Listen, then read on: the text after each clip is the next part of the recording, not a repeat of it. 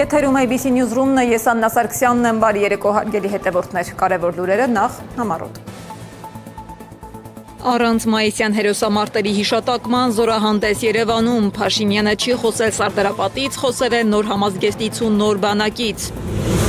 Թրամփը խաղադրույք է անում Փաշինյանի վրա, աջակցություն է, թե վերահսկողություն, ինչ է հայտարարել ԱՄՆ նախագահը։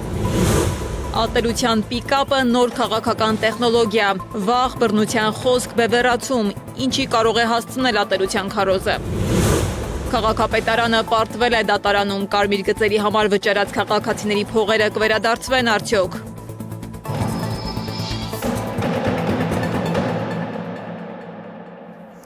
Հայոց հաղթանակների պատմական օրացույցում առանձնահատուկ տեղ է գրավում մայիս ամիսը, որովհետև բազմաթիվ են կարմիր նշագծումով օրերը, որոնք բաղթորոշ նշանակություն են ունեցել հայության համար եւ համազգային այս հիասթափության, անորոշության, ազգային դիմագիծը եւ պատմական հիշողությունը կորցնելու վտանգներով լեցուն այս ժամանակահատվածում վերարժևորման կարիք ունեն։ Դեռևս 1918 թվականի մայիսին, երբ Օսմանյան Թուրքիայի իրավահաջորդները փորձում էին վերջապես կյանքի կոչել Մեծ Թուրանի իրենց երազանքը եւ վերջնականապես փակել հայկական հարցը, Սարդարապատի, Բաշապարանի եւ Ղարաքիլիսայի հերոսամարտերը, Ջավախքի եւ Շիրակի դիմադրությունը հարստացրեցին մեր ռազմական տարեգրությունը նոր սխրանքներով եւ անուններով։ Այդ ճակատամարտներում մեր հաջողությունը արդյունք էր համազգային միաբանման, ազգի եւ երկրի գլխին կախված գոյության վտանգների ճիշտ ընկալման, ռազմական ու քաղաքական մարմինների միաբանության։ Մայիսյան հերոսամարտերի գլխավոր դասը համազգային միաբանությունն է եւ ինքնակազմակերպումը։ Մոտ 6 դար պետականություն չունեցող հայ ժողովուրդը սեփական հանրապետությունը ստեղծեց իր պատմության ամենածանր ու ճակատագրական պահին։ Ցեղասպանությունից մազապուրջ ժողովուրդ, սով, համաճարակներ, հազարավոր գաղթականներ, կործանման եզրին կանգնած երկիր, բայց հենց այդ պայմաններում ծնվեց հայկական պետականությունը։ Սարդարապատի ճակատամարտը սկսվեց 1918 թվականի մայիսի 21-ին։ Թուրքական զորքերը շարժվում էին դեպի Երևան, նպատակ ունենալով վերջնականապես ոչնչացնել հայկական դիմադրությունը։ Եթե Սարդարապատը ընկներ, Երևանը դժվար թե դիմանար։ Ու այդ ժամանակ մարտին միացան բոլորը՝ գյուղացիները, ծերերն ու երիտասարդները, անգամ երեխաներն ու կանայք։ Գեներալ Մովսես Սիլիկյանի հրամանատարությամբ հայկական ուժերը կարողացան հակահարված տալ։ Հայ կանայք նույնպես մասնակցում էին զինամթերք հասցնելով առաջնագիծ։ Կան պատմություններ, որ գյուղացիները նույնիսկ սայլերով քարեր էին տեղափոխում պաշտպանական դիրքեր կառուցելու համար։ Թուրքական զորքերն այդ օրերին մոտենում էին Սուրբ Էջմիածին, նպատակը մայրաթոր հասնելն էր։ Ու այդ ժամանակ ամենայն հայոց կաթողիկոսին հորդորում են հեռանալ կաթողիկոսարանից, բայց վերջինս հրաժարվում է հեռանալ։ Թուրքը կոտորած ու ավեր փռելով գալիս է, եւ մեր զորապետներն էլ այլ ելք չեն գտնում այդ աղետից, քան հայոց հայրապետին փախուստի մղել։ Նրանք ինձ առաջարկում են Ոսոխի բերանին թողել մայրաթոր Սուրբ Էջմիածինը, մեր սրբարանը, հայ ժողովրդի վերջին կտորը։ Ոչ եւ ոչ, 1000 անգամ ոչ։ Ես չեմ լքի մեր սուրբ նախնիներից ավանդ մնացած մայրաթորը։ Եթե հայ ժողովուրդը չի կարող թշնամու առաջխաղացումը կասեցնել, եթե իզրու չէ փրկելու մեր սրբությունները, ապա ես ինքս սուր կվերցնեմ եւ կընկնեմ մայր տաճարի գավիթում, բայց չեմ հեռանա պապերից ավանդ մնացած սուրբ աթոռից։ Ամենահայտնի դրվագներից մյուսը կապված է ապարանցի աշխարհազորայինների հետ։ Երբ թուրքական առաջապահները հասել էին Միրաքի կամրջի մոտ, գյուղացիները որսորդական հրացաններով ու երբեմն նույնիսկ առանց համազգեստի առաջին կրակոցներով կանգնեցրել են նրանց առաջխաղացումը։ Հայտնի պատմություններից մեկն էլ այն է, որ ապարանի գյուղերի բնակիչները հատուկ խափանում էին ճանապարհներն ու լեռնանցքները, որպեսզի թուրքական զորքը չկարողանա արագ առաջանալ։ Լեռնային տեղանքը դարձավ հայերի մեծ առավելությունը։ Բաշապարանի մարտերում հատկապես մեծ էր կամավորական ջոկատների դերը։ Շատերը ցեղասպանությունից փրկված արևմտահայերն էին, որոնք հասկանում էին, եթե այս ճակատն ընկնի, հայկական վերջին բնակավայրերն էլ կարող են կործանվել։ Այդ պատճառով մարտերը չափազանց համառ էին ու անձնազոհ։ Մայիսի վերջին հայկական ուժերը հակահարձակման անցան եւ թուրքական զորքերը հետ շպրտեցին դեպի Համամլուի Սպիտակի ուղղություն։ Այդ հաղթանակը փակեց Երևանի հյուսիսային ճանապարհը եւ դարձավ Հայաստանի փրկության գլխավոր ճակատներից մեկը։ Բայց կամավորականներին Հաջողվեց կենաց մահու ճակատամարտերում հաղթել թուրքական կանոնավոր բանակին, կասեցնելով նրա առաջխաղացումը եւ Հայաստանն ամբողջությամբ զավթելու թուրքերի ցանկությունը։ Անդրկովկասյան Սեյմի փլուզումից ընդամենը 2 օր անց 1918 թվականի մայիսի 28-ին հռչակվեց Հայաստանի առաջին հանրապետությունը։ Արդեն հուլիսի 24-ին հրապարակվեց առաջին կառավարության կազմը։ Հանրապետության վարչապետ դարձավ Հովհաննես Քաջազնունին, արտաքին գործերի նախարար Ալեքսանդր Խատիսյանը, ներքին գործերի նախարար Երևանի դիկտատոր Արամ Մանուկյանը, իսկ զինվորական նախարար գեներալ Հովհաննես Հախվերդյանը։ Անկախ պետություն ունենալուց հետո մինչ ղեկավարությունը կդիմագրավեր երկրի առաջ ծառացած հսկայական սոցիալական խնդիրները, սով, գաղթականների հոսք, խոլերիա եւ տիֆի համաճարակներ, զուգահեռ անհրաժեշտ էր ստեղծել կայուն ու մարտունակ բանակ։ Հայաստանի առաջին հանրապետության բանակի սպայական կազմը հիմնականում ռուսական կրթություն էին ստացել եւ մասնակցել առաջին համաշխարհային պատերազմին։ 1917 թվականի դեկտեմբերին Կովկասյան բանակի գլխավոր հրամանատարի հրամանով արտոնվում է հայկական կորպուսի ստեղծումը, որն էլ հետո պիտի դառնար հայկական ազգային բանակի հիմքը։ 1918 թվականին հայկական կորպուսն ուներ շուրջ 20,000 զինվոր, որոնցից մոտ 800-ը սպաներ էին։ Իսկ արդեն 1919 թվականի վերջում առաջին հանրապետության բանակն ուներ մոտ 30,000 զինվոր։ 1920 թվականին ստորագրվեց Սևրի պայմանագիրը, որով նախատեսվում էր միջազգային ճանաչում ստացած մեծ Հայաստանի ստեղծում։ Միացյալ Նահանգների նախագահ Վուդրո Վիլսոնն ներկայացրեց Վիլսոնյան Հայաստանի սահմանները, սակայն պայմանագիրը գործնականում չիրականացվեց։ Սեդա Մակարյան, Գեղամ Ղազարյան, ABC Media։ Այս տարի առաջին անգամ պետական մակարդակով որևէ պաշտոնական միջոցառում չի կազմակերպվել Սարդարապատում։ Պետական այց չի եղել Սարդարապատի հուշահամալիր։ Փոխարենը իշխանությունը Երևանում կազմակերպել է զորահանդես, որը փորձագետների համոզմամբ այլևս չունի ազգային զարթոնքի, հաղթանակի եւ համազգային միասնության խորհուրդ, այլ վերածվել է նեղ քաղաքական ու կուսակցական ցուցադրության։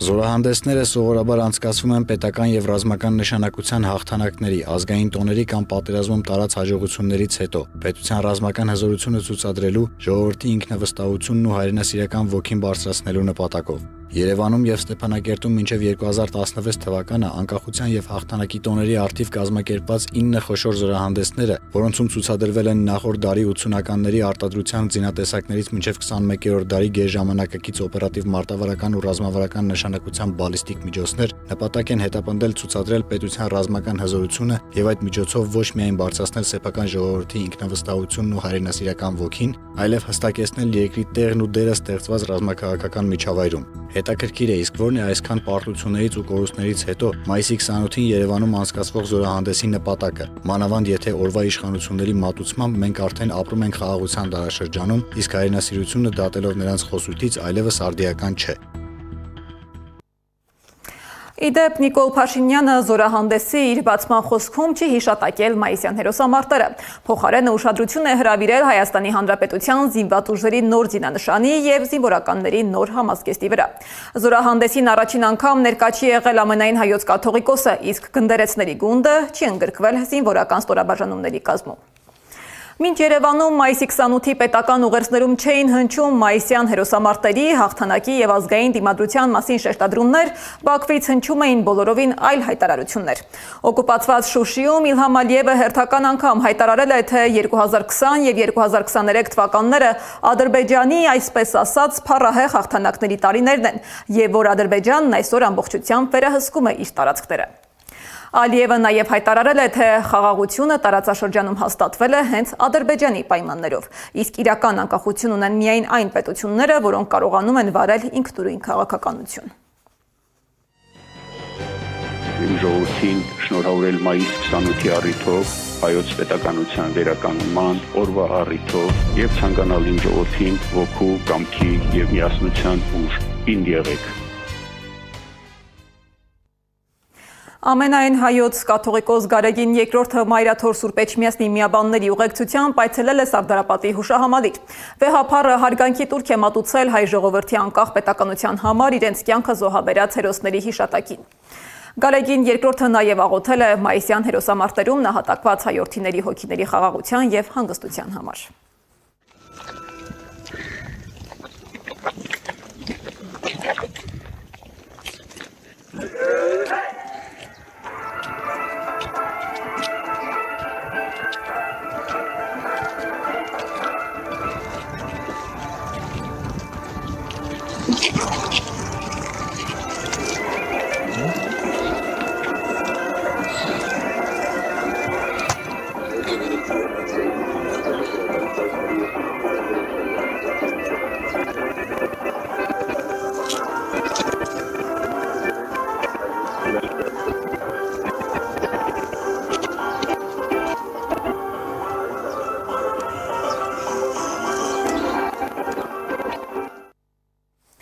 Սարդարապատի, Ղարաքիլիսայի և Բաշապարանի պատմական գոյամարտերում վճռորոշ դերակատարություն ունեցավ ամենայն հայոց Գևորգ 5-րդ կաթողիկոսը։ Ամենայն հայոց կաթողիկոս Գարեգին II-ը շնորհավորական ուղերձ է հղել։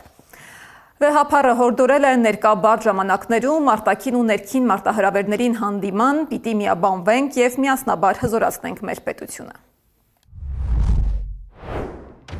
Գենաց մահու պայքարում մեր ժողովրդի քաջարի զավակները, այդ թվում մեր Սուրբ Եկեղեցու հոգևորականները, հաղթանակ տարան և սերունդների համար ապահովեցին հարազատ հողում անկախ ու ազատ ապրելու արդար իրավունքը։ Նույն անվեհեր ոգով ազգից նվիրյալ զավակները նոր ժամանակներում անձնվիրաբար պաշտպանեցին երկիր հայրենին։ Շատեր իրենց անգին կյանքը զոհեցին մեր պետականության անսասանության և անվտանգ ու արժանապատիվ ապագայի համար։ Այսօր մենք ազգովի գլուխ ենք խոնարհում մեր հերոսների առջև և անմար պահում նրանց լուսավոր հիշատակը մեր սրտերում։ Սարդարապատում երկրորդ և երրորդ նախագահների անուններից ծաղկեպսակներ են դրվել։ Սարդարապատ և ապարան են այցելել նախընտրական պայքարի մասնակից ընդդիմադիր ուժերը։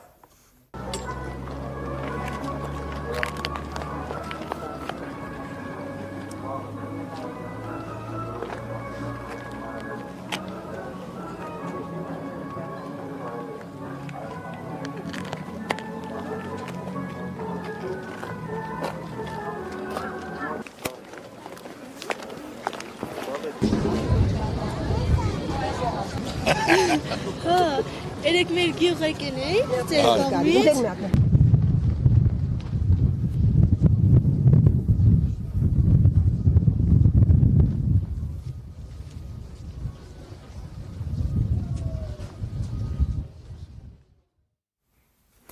ԱԱԾ մեկուսարանից ուղերձ է հղել Բագրատ arczepiskopos Գալստանյանը։ Բաշապարանի, Սարդարապատի, Ղարաքիլիսայի հերոսամարտերի հաղթանակի տրամաբանությունից ծնվեց մեր անկախ Հայաստանը։ Ծնվեց լքված, կեղեքված, հիվանդ, ցեղասպանված ժողովրդի կամքից, հաղթանակի ձգտումից։ Ծնվեց այն ժամանակ, երբ մեր ժողովուրդը ինքնագիտակցության, ինքնաճանաչողության բարձրակետին էր հասել, հասկանալով, որ դա իր վերջին հանգրվանն է, գրել է Սրբազանն ուղերձում։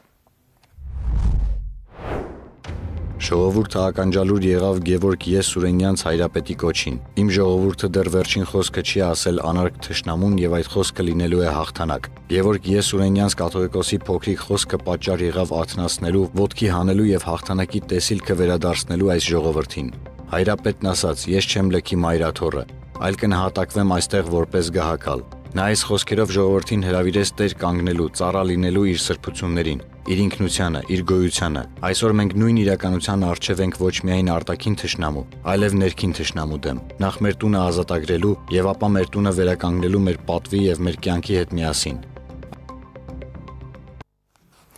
Մայիսի 28-ի խորհուրդը և հայոց պետականության մեր հավերժական ձգտումը ոգեշնչում են ինչպես Հայաստանի, այնպես էլ Սփյուռքի սերունդներին պահպանել անկախության ոգին։ Հայտարարություն է տարածել Genesis Armenia ուղեղային կենտրոն հիմնադրամը։ Սարդարապատի, Բաշապարանի և Ղարաքիլիսայի դասերը մեզ հիշեցնում են, որ անկախությունը ձեռք է բերվում ուժի, զգոնության և միասնության միջոցով։ Հզոր Հայաստանը պահանջում է ռազմական պատրաստվածություն, տնտեսական ինքնաբավություն և ազգային կրթության, գիտակցության, մշակութային շարունակականության նկատմամբ նորացված նվիրատվություն։ Մայիսի 28-ը ոչ միայն անցյալի հաղթանակների հիշատակի օր է, այլև ազգային վերածննդի կոչ։ Հայկական պետականության պահպանման պատասխանատվությունն այժմ մեզ վրա է, հունիսի 7-ի ընտրությանը։ Մայիսի 28-ի խորհուրդը պահանջում է բոլորիս մասնակցությունն ընտրությանը, որն այսօր Հայաստանի ներկան և ապագան ձևավորելու բանալին է։ Միակ ճանապարհը դեպի ազգային ռեֆորմացիա և վերածնունդ։ Իմ ժողովրդին շնորհավորել մայիս 28-ի առիթով, հայոց պետականության վերականգնման օրվա առիթով և ցանկանալ իմ ժողովրդին ոգու, կամքի և միասնության ուժ։ Ինձ եղեք։ Հայաստանի ներքաղաքական դաշտում աննախադեպ զարգացում կա։ ԱՄՆ նախագահ Դոնալդ Թրամփը բացահայտ աջակցություն է հայտնել Նիկոլ Փաշինյանին, փաստացի ներգրավվելով Հայաստանի առաջիկա քաղաքական գործընթացների քննարկման մեջ։ Թրամփը ոչ միայն աջակցել է Փաշինյանին, այլև հայտարարել, որ նրա հաղթանակի դեպքում Երևանն ու Վաշինգտոնը միասին կյանքի կկոչեն Թրամփի ուղին։ Մինչ իշխանությունը փորձում է դա ներկայացնել որպես հայ-ամերիկյան հարաբերությունների նոր մակարդակ, փորձագիտական ու ընդդիմադիր շրջանակներում արդեն խոսում են արտաքին միջամտության, աշխարհաքաղաքական հաշվարկների եւ երկակի ստանդարտների մասին։ Փորձագետների համոզմամբ, եթե նման հայտարարություն հնչեր օրինակ Մոսկվայից, այն անմիջապես կդիտարկվեր որպես Հայաստանի ներքին գործերին կոպիտ միջամտություն։ Ինչ է իրականում նշանակում Թրամփի աջակցությունը Փաշինյանին, ռազմավարական գործընկերություն է, թե Հայաստանը մեծ խաղի հերթական գործիք դարձնելու փորձ, դիտենք ռեպորտաժը։ Պատմության ընթացքում առաջին անգամ Միացյալ Նահանգների նախագահ Դոնալդ Թրամփը բացահայտ ու անվերապահ աջակցում է Հայաստանի գործող ղեկավարին, բայց այս հրապարակային աջակցությունը բուռն քննարկումների առիթ է դարձել թե քաղաքական, թե փորձագիտական շրջանակներում։ Մինչև իշխանական շրջանակները փորձում են դա ներկայացնել որպես հայ-ամերիկյան հարաբերությունների նոր մակարդակ, ընդդիմադիր ու փորձագիտական դաշտում արդեն խոսում են Հայաստանի ներքաղաքական գործընթացներին արտաքին միջամտության, նաև երկակի ստանդարտների մասին։ Թրամփը Truth Social սոցիալական հարթակում ոչ միայն բացահայտ աջակցություն է հայտնել Փաշինյանին առաջիկա ընտրությունների ֆոնին, այլև հայտարարել է, որ Նիկոլ Փաշինյանի հաղթանակի դեպքում Միացյալ Նահանգներն ու Հայաստանը միասին կյանքի կկոչեն Թրամփի ուղին, որը ըստ նրա պետք է վերափոխի Հարավային Կովկասը եւ ամերիկյան ընկերությունների համար նոր հնարավորություններ ստեղծի։ Քաղաքական վերլուծաբան Ստեփան Դանիելյանի կարծիքով սա արդեն կարելի է դիտարկել որպես Հայաստանի ներքին քաղաքական գործընթացներին միջամտություն։ Օտար երկիր միջամտում է Հայաստանի ներքաղաքական ընտրություններին։ Սա բացահայտորեն ինքնիշխանության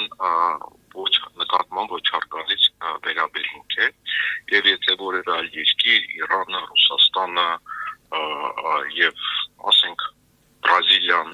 նման հայտարարությամբ հանդես գար, այդ երկրների նախագահները բնականաբար դա մենք կդիտարկենք որպես վիրավորանք։ Դանիելյանի համոզմամբ այսպիսի հայտարարությունը պատահական չէ եւ կարող էր նախապես համաձայնեցված լինել Միացյալ Նահանգների պետքարտուղար Մարկո Ռուբիոյի Երևան կատարած կարճատև այցի ընթացքում։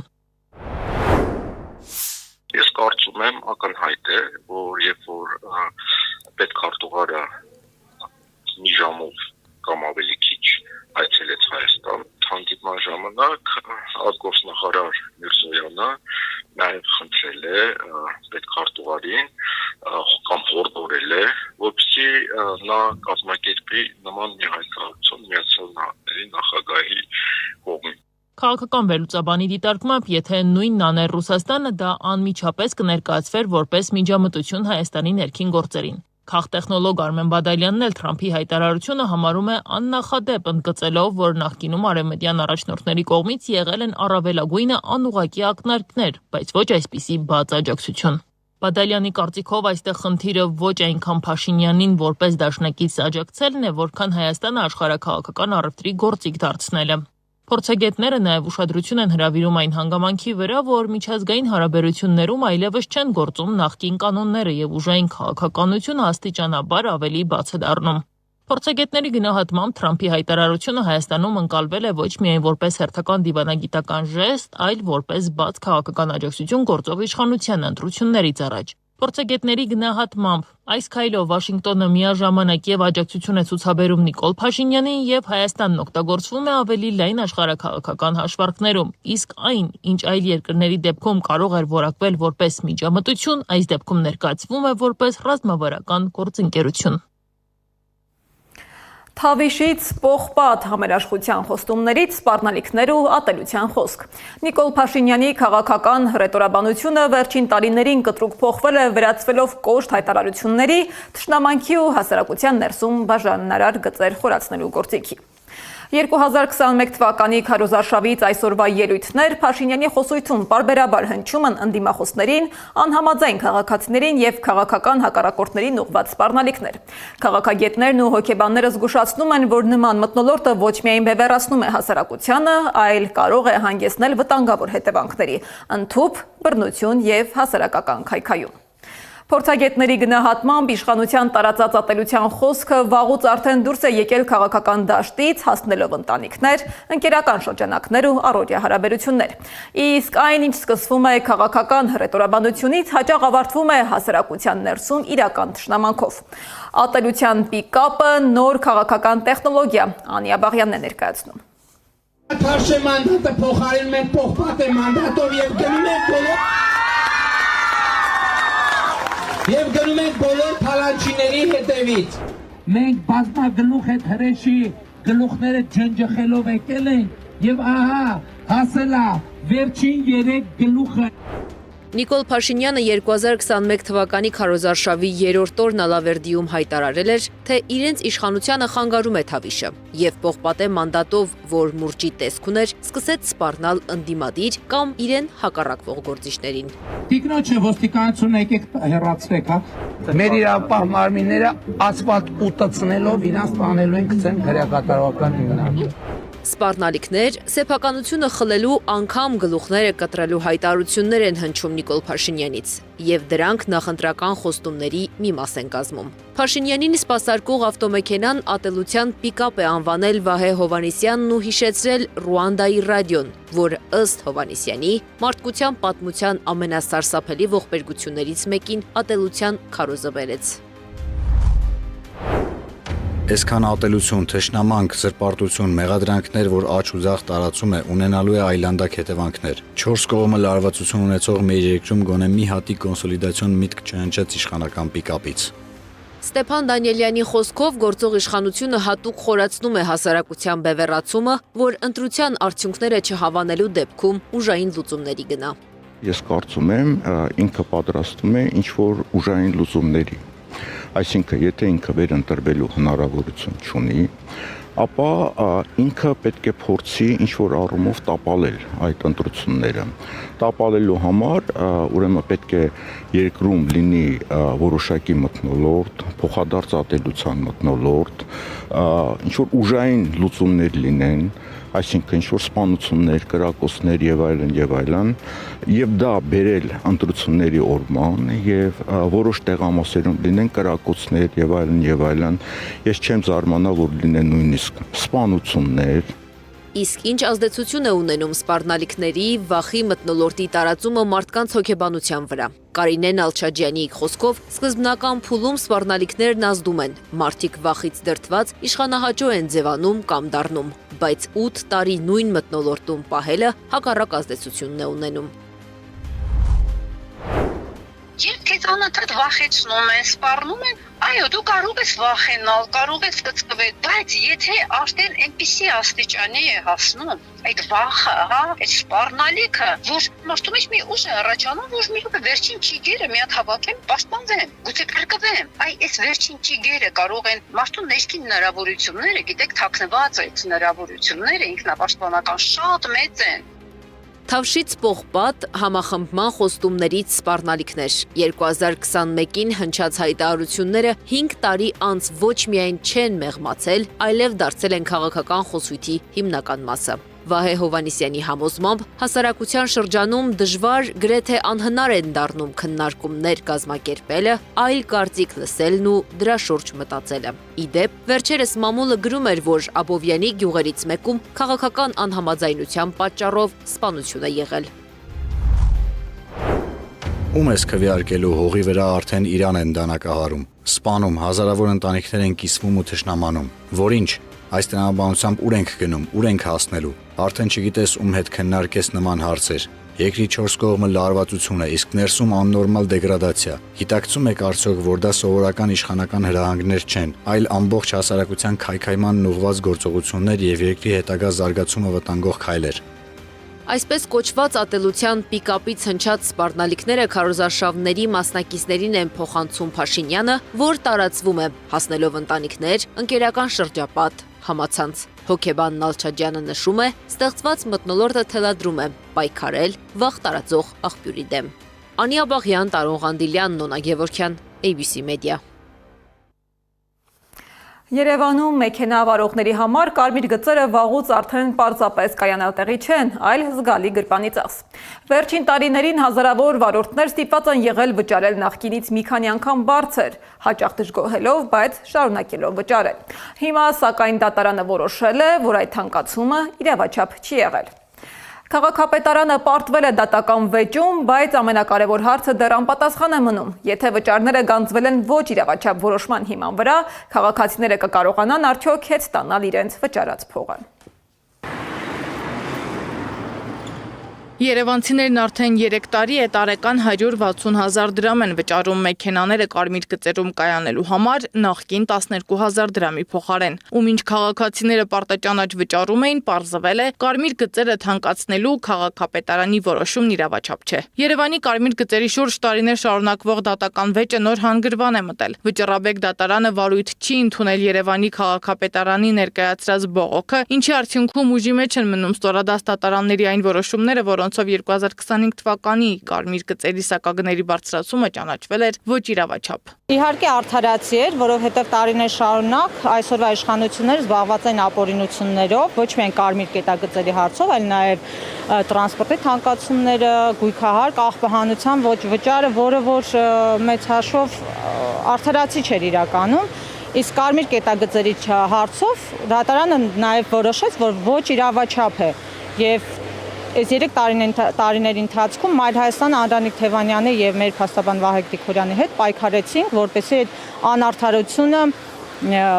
շտկենք։ Դատական այս գործընթացը նոր չէ։ Կարմիր գծերի թանկացման վերաբերյալ Երևանի ավականու որոշումը բազմիցս դարձել է դատական քննության առարկա։ Դատարանները տարբեր փուլերում ոչ իրավաչափ են ճանաչել թանկացումը, իսկ քաղաքապետարանը շարունակել է բողոքարկել որոշումները։ Այս անգամ սակայն վճռաբեկ դատարանը չի ընդունել հերթական բողոքը վարույթ եւ ընդդիմությունը սահամարում է վերջնական հաղթանակ։ Հարգելի վարորդներ, դուք ունեք իրավունք դիմել քաղաքապետարան եւ հետ վերադարձնել այն գումարները, որ ապօրինաբար ձեզանից գանձվել են։ Սակայն դատական որոշումից հետո առաջանում է մեկ կարևոր հարց. ինչ է լինելու այն քաղաքացիների վճարած գումարների հետ, որոնք ամիսներ շարունակ կարմիր գծերից օգտվել են բարձրացված սակագներով։ Արդյոք դրանք ենթակա են վերադարձման, թե քաղաքացիները պետք է առանձին իրավական գործընթաց սկսեն իրենց վճարած գումարները հետ ստանալու համար։ Քաղաքապետարանից մեզ հայտնեցին, որ այդ գումարները վերադարձման ենթակա չեն։ Սահմանաչափը Եվաղ 12,000 էր, ճիշտ է տարեկան։ Բացարձակ ոչ մի տարբերություն չտվեց։ Այսինքն դա ոնց էր, ի սկզբանե նպատակ էր դրված թեթևացնել կենտրոնը, ճիշտ է։ Դուք տարբերություն դուք անձամբ զգացել եք, նույնը ես։ Հենա գոնե, եթե պետք է վճարի ժողովուրդը գոնե պակաս վճարել, մեկը վճարելու է ու կանգնելու են։ Հենց որ իմ կարծիքով դեռ դրական եմ ընդունում դատարանի որոշումը։ Թեկուզ իմս էլեկտրական է, նոր են վերցրել, բայց միջև էլ ես քշում եմ էլի, ասենք իմ համար խնդիր էր կանգնելը։ Ինչի համար 160,000 էս մեր Հայաստանում։ Հələ տեսեք մեր աշխատավարձները, նայեք, տեսեք մեր ապրելակերպը, ամեն ինչը թանկ ու կրակ, ու էսի թանկացում է, բնականաբար իշխանությունը ուզում է իր ջեբը լցնել, դիխի պարզ չի։ Այս իշխանությունը եկել է ժողովրդին թալանի ու գնա։ Իմ գումարով սարքած ասֆալտի վրա ով իրավունք ունի կարմիր գիծ քաշի ու ինձանից փող գանձի։ Այսինքն ես համ փողը վճարում եմ, այդ ասֆալտը սարքում են, գումարած իմ երթևեկությանը խանգարում են, մի շարքը փակվում է։ Ինչա իրանք 12,000 դրամն է սարքում են 160,000։ Դե հիմա եթե կամ մեկը մի պստիկ թեկուս տնտեսագետ կամ թվաբանություն դպրոցականի գիտի, թող ինձ բացատրի։ Այս մարդիկ պրոստը թալանում են ժողովրդին, թե չէ։ Ոնց է կարծում, կենտրոնը թեթևացավ դրանից, ոչ։ Մինչ իրավաբաններն ու պաշտոնյաները քննարկում են որոշման հետևանքները, վարորդները շարունակում են սպասել պարզաբանման։ Նրանցից շատերը վճարել են բարձրացված սակագներով, առանց պատկերացնելու, որ դրանց իրավաչափությունը վիճարկվում է դատարաններում։ 2025 թվականի մայիսի 23-ին կայացված եւ ուժի մեջ մտած վճռով Մայր Հայաստան խմբակցության դիմումը բավարարվել է մասնակի եւ փոխհատուցման հարց չի կարող քննարկվել, քանի որ այդ մասով դատարանը մերժել է Մայր Հայաստան խմբակցության դիմումը։ Այս գործով փաստաբան Վահե Գրիգորյանը պնդում է, քաղաքապետարանը հեռու է իրավաբանությունից։ Խնդրահարույց է նաև դատարանի որոշումը։ Փաստացի դատարանը ոչ իրավաչափ է ճանաչում քաղաքապետարանի որոշումը, սակայն չի բավարարում այդ որոշման հետևանքով քաղաքացիների կրած վնասները փոխհատուցելու միջնորդությունը։ Նման միջնորդություն դատարանը չէր քննելու, այնքանով որքանով դատարանը բավարարել է ներկայացված դիմումը, հենց այդ հարցին պատասխանել է։ Հետևաբար Երևանի քաղաքապետարանը հերթական ոչ իրավաչափ եւ իրավաբանությունը տաղարդ չունեցող մեկնաբանություն է տալիս։ Իդեպ դատարանն այս որոշումը կայացրել էր միայն 2025 թվականի վճարների համար։ 2024 թվականի մասին գործը դեռ դատարանի քննության առարկա է։ Մայր Հայաստանը պատրաստվում է բողոքարկել նաև 2026 թվականի որոշումը։ Սադամ Մակարյան, Տարոն Ղանդիլյան, Գեգամ Ղազարյան, ABC Media։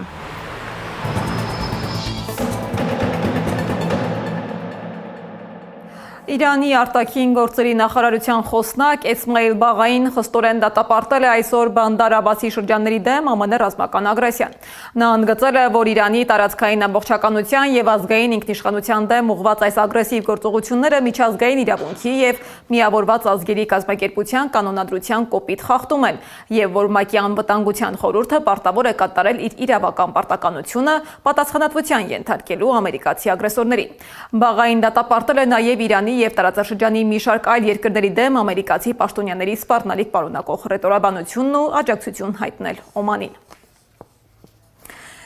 Իսկ Իսրայելը մոտ 1 ժամ առաջ ռմբակոծել է Լիբանանի մայրաքաղաքը։